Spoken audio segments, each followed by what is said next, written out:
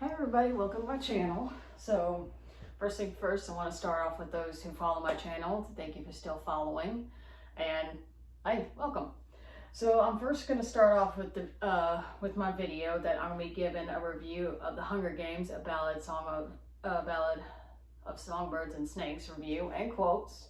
And I'm also going to give a tiny brief review on House of the Dragon, and of course some products I love to use and to bring some awareness to some of the good stuff that we need to do in the world.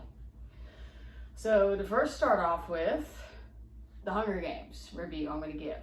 These are spoilers. So for those who do not want spoilers, I'll give a point of the video in the comments of when I stop talking about the Hunger Games, and you guys can skip it, or you could just stop watching my video altogether until after you watch the film yourself or read the book too, whichever one you want to do. So fair warning. And I made sure to write it all down, that way I don't get sidetracked or anything like that. So here we go. All right, so I'm first going to give a review on the director, Francis Lawrence. All good camera angles, good shots. I have no issues with them. He delivered good like he did in the Hunger Games film. Absolute perfection. He put as much love as he could in the film like he did the others. Awesome job. Chef's kiss.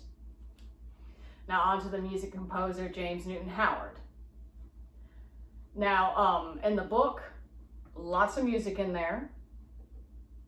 So, of course, when the movie was coming out, I, of course, knew that there was going to be music, songs sung, more than they did in the Hunger Games.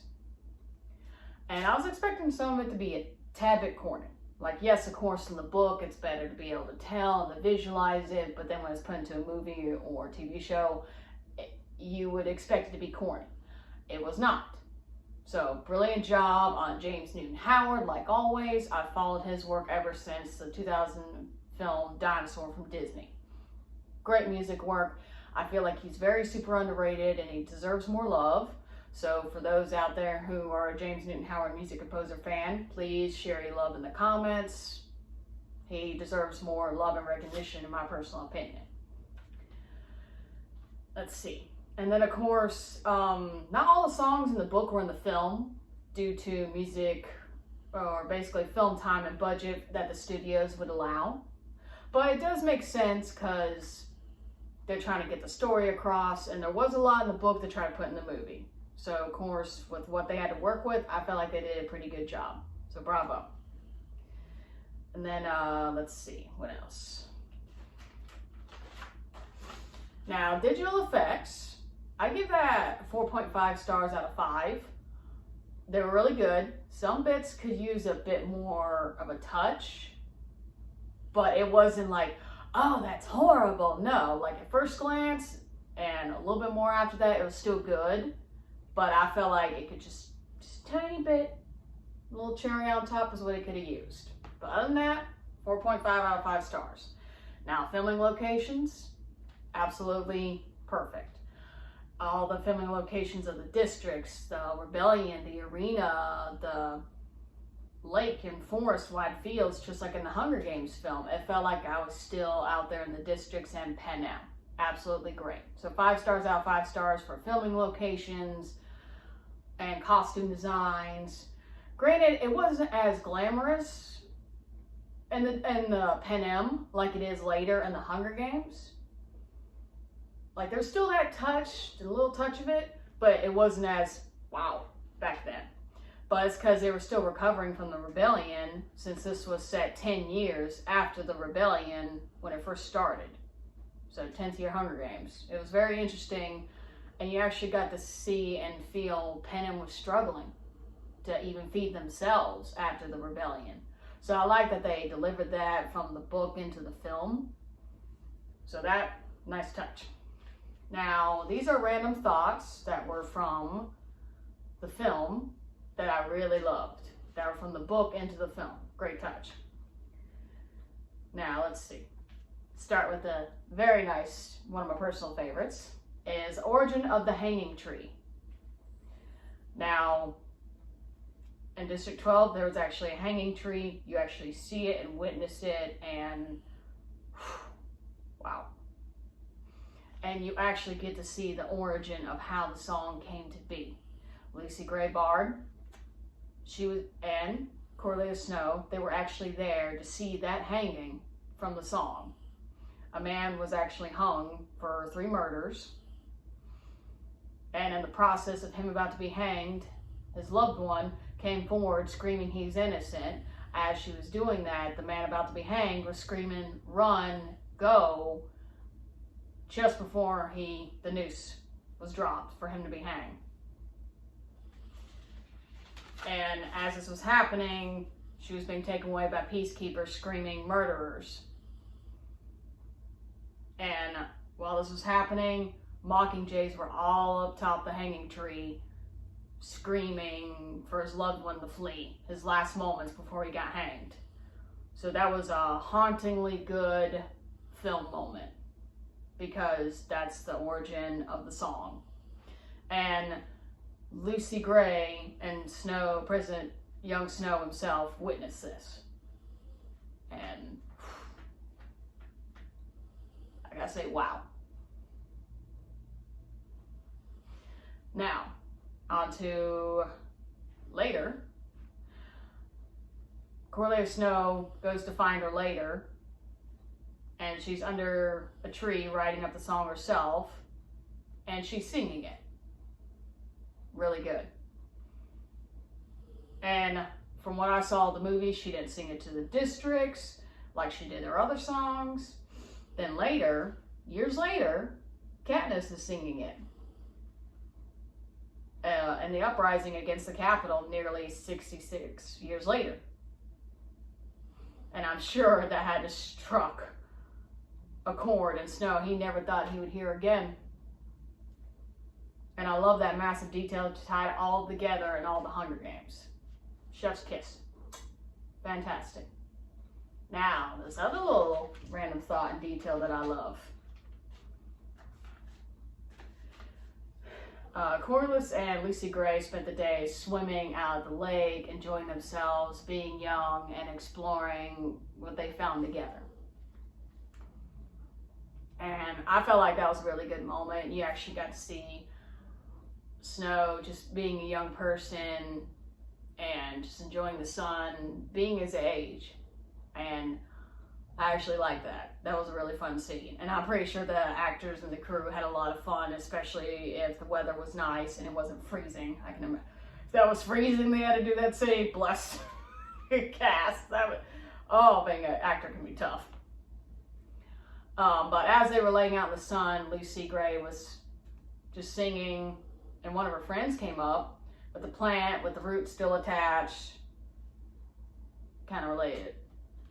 And in the process, she's talking about the Snow, like, hey, this root, it's a pretty little thing, but it's determined. Some people call it swamp potato. But I think Katniss has a much nicer ring, don't you? That made the whole crowd go like a tiny little excitement kind of moment. Because that ties into Katniss Everdeen. I love that little detail. And of course, I don't know if Lucy said what she feels like she should name the root, like she does to her friends, like she does the Snow. But I love that small but massive torch of a detail to what comes later in the Hunger Games books and movies. And I'm sure that also got Snow's attention when he first heard of Katniss volunteering as tribute in the 74th Hunger Games. Love that little detail. And then another random thought, the relationship between Snow and his grandma, and yes, Tigress is in this story. See what their relationship is in this one into what happens in the final Hunger Games movie. It's honestly heartbreaking. But it is wholesome to see what they used to be. Because his ambition to take care of his family is the core of him throughout the whole film. Tigress was once his, and I also felt like Tigress was once his conscience to keep the goodness in him, and how she views the tributes as people, like as human beings, unlike the other capitals. They just viewed them as animals, and to a degree, I understand why they do, because of the rebellion. Now, but yeah, she was a good way to help let them know, like, hey, there's still goodness in you. Don't cross that line. You can be good. Stay that way, please. However, due to what happens in the Hunger Games and his time in District 12, his goodness fades. And when you see why, it's sad. It's honestly sad. Because he felt like of what he had to do. And I honestly felt bad for him. But that's what made the author so good. Now, this little detail. My gosh, this character. The author did so great, and the short little details we got of her, to despise her with a passion. So, District 12 Mayor's daughter, Mayfair.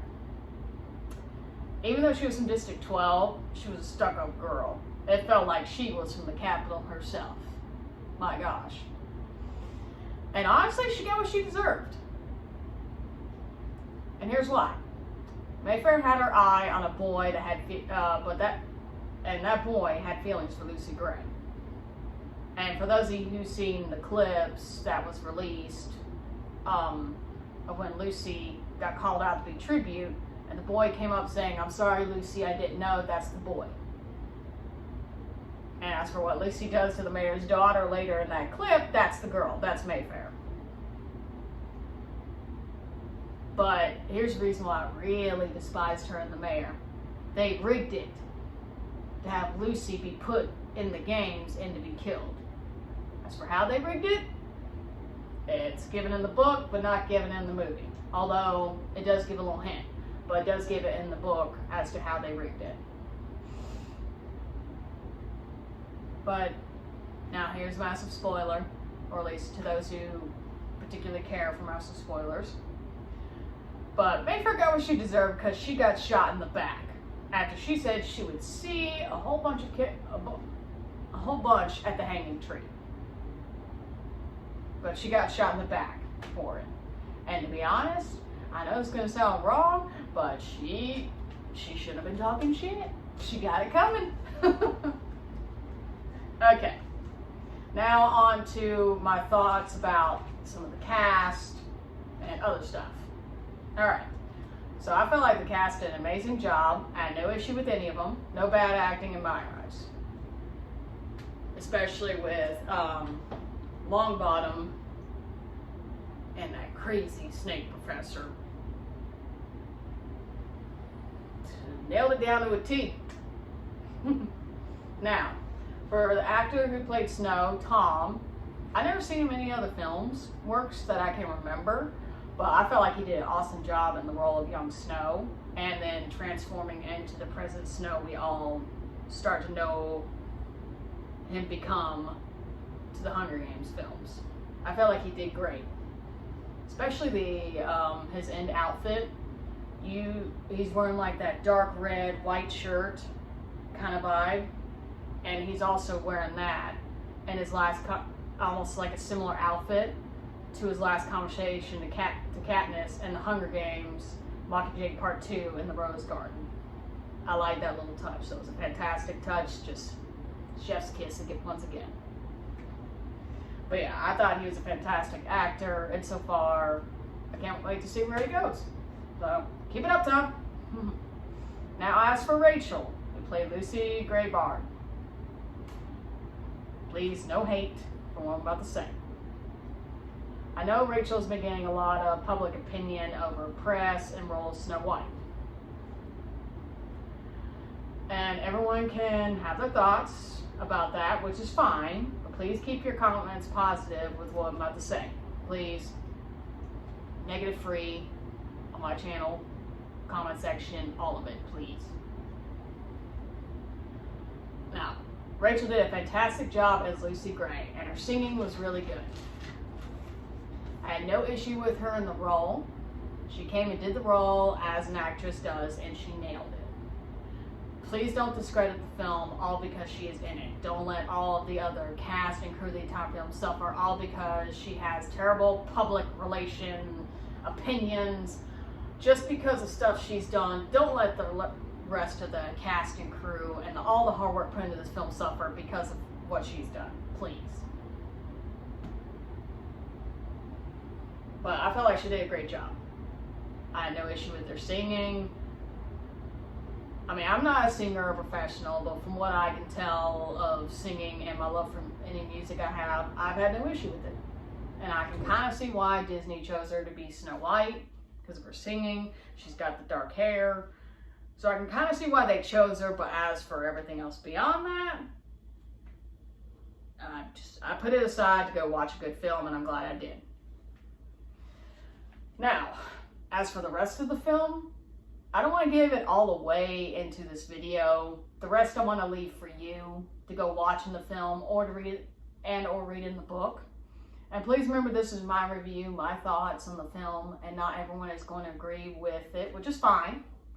So please, all positive things on my channel. That's all I ask. Now,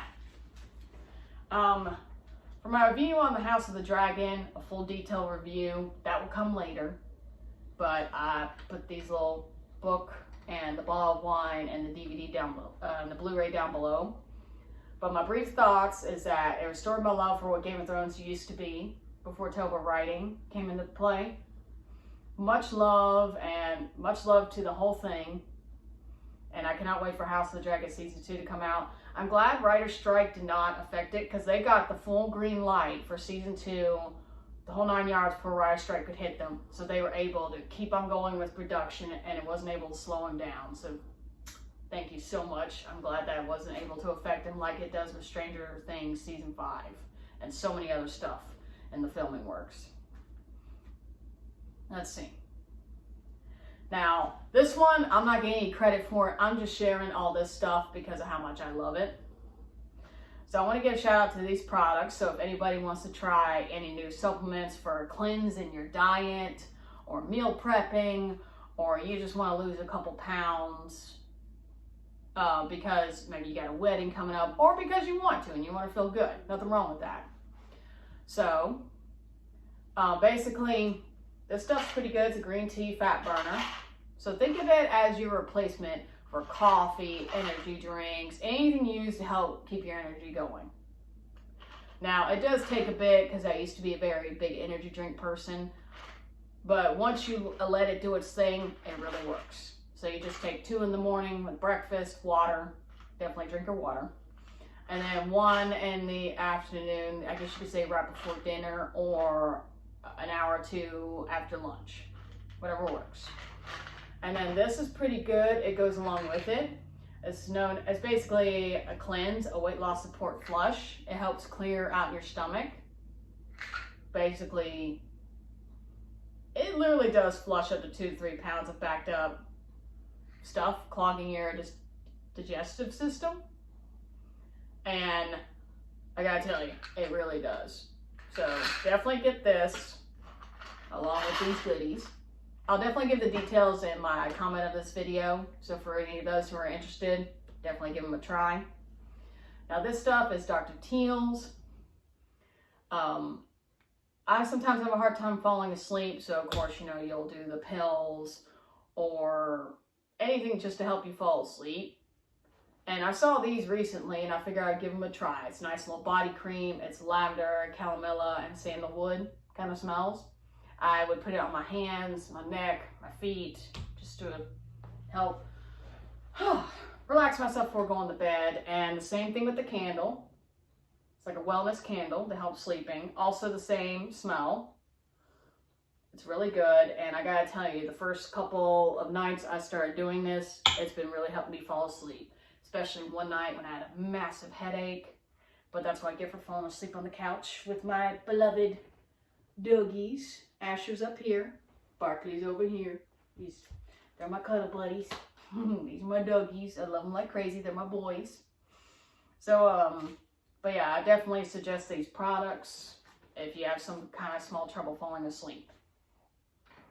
Now, as for these goodies, the little killer whales, horse statues, this little tiny vase, I got these from a couple of local stores who go out and find the stuff themselves, want to bring local awareness to wild horses, wolf packs, orcas all across the world, I definitely say definitely spend wherever you can money on them because it helps keep them afloat. We need good stores like that. Unlike Walmart, Target, all the big fancy schmancy stores, they can stay afloat easily because they got many stores around the world, unlike these small local stores who are just located right there and that's it, or a few places here and there. So I say definitely support them and give them much love because they deserve it. Plus you can get some awesome beautiful figurines that you can have if you have love for horses and wolves and orcas, killer whales like I do.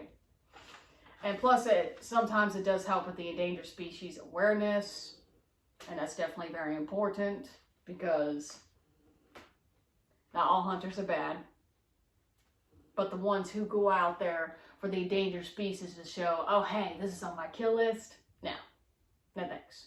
I'd rather bring good awareness to all that, and I would recommend others to do the same because these animals deserve it. They deserve much love and respect.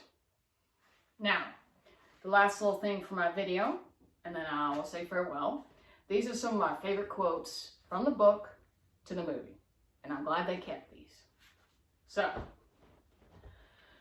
okay. So we all know this quote from the Hunger Games movie. It's the things we love most that destroy us. You get to see that come to life. And how it transforms Snow into the dictator and tyrant we know him to be. And also to the point that ambition will fuel him, competition will drive him, but power will have its price. And the odds are against him. Now, these are quotes that definitely sum up to the Hunger Games and kind of why they have them. Basically, the Hunger Games as humanity undressed. And it certainly is, even to the real world. We've seen it through COVID. We've seen it through so much stuff in the past couple of years. And that's the scary thing about Hunger Games. It shows what humanity could possibly be. That's what makes it scary good. I'll leave my thoughts alone on that. And then another quote about the Hunger Games. That if anyone was shoved into that arena, all your fine manners, education, background, your goodness stripped away in a blink of an eye to survive. I don't know what I would do if I was in the Hunger Games, but if I wanted to live and go back home and see my loved ones, I don't know how far I'd be willing to go. I really don't. But I don't know how far I'd go. But that's the scary thing. It can disappear in a blink of an eye. Now, a few lines said from Dean Highbottom, the actor who played Tyrion Lannister in Game of Thrones. He did great in this film, of course. Now, Dean Highbottom says this to Coriolanus Snow. He's like, you grew a heart in the districts? No, not in the districts, said Corlys to Highbottom. In the Hunger Games.